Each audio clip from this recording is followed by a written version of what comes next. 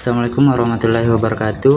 Perkenalkan, nama saya Rahmat dengan nomor induk mahasiswa I01200008, program studi ilmu hukum angkatan 2020. Permohonan tidak dapat diterima. Yang dimaksud dengan permohonan tidak dapat diterima atau tidak dikabulkan apabila permohonan tidak memenuhi syarat-syarat formil. Dalam pasal 56 ayat 1 Undang-Undang Nomor 24 Tahun 2003 tentang Mahkamah Konstitusi diatur tentang amar putusan yang menyatakan permohonan tidak dapat diterima yang berbunyi, dalam hal Mahkamah Konstitusi berpendapat bahwa permohonan atau permohonan tidak memenuhi syarat-syarat sebagaimana dimaksud dalam pasal 50 dan pasal 51, amar putusan menyatakan permohonan tidak dapat diterima. Perbedaan permohonan ditolak dan permohonan tidak dapat diterima. Permohonan tidak dapat diterima adalah permohonan yang mengandung cacat formil, sementara permohonan ditolak adalah permohonan yang tidak dapat dibuktikan.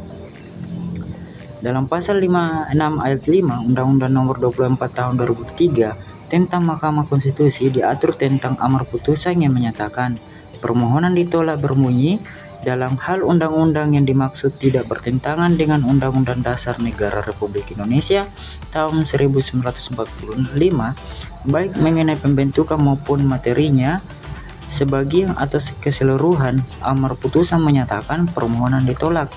Putusan Hakim Konstitusi menyatakan permohonan ditolak apabila permohonan pemohon tidak beralasan. Kemudian, apakah permohonan tidak dapat diterima masih bisa diajukan kembali?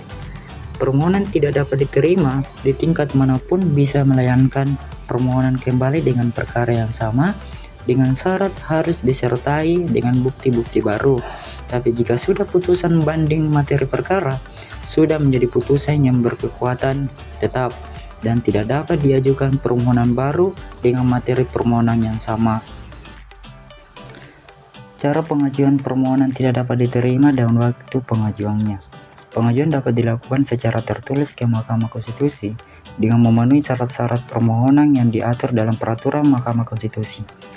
Adapun waktu pengajuannya yaitu dalam waktu tenggang 180 hari sesudah penetapan atau putusan atau sejak ditemukan bukti adanya kebohongan atau bukti baru.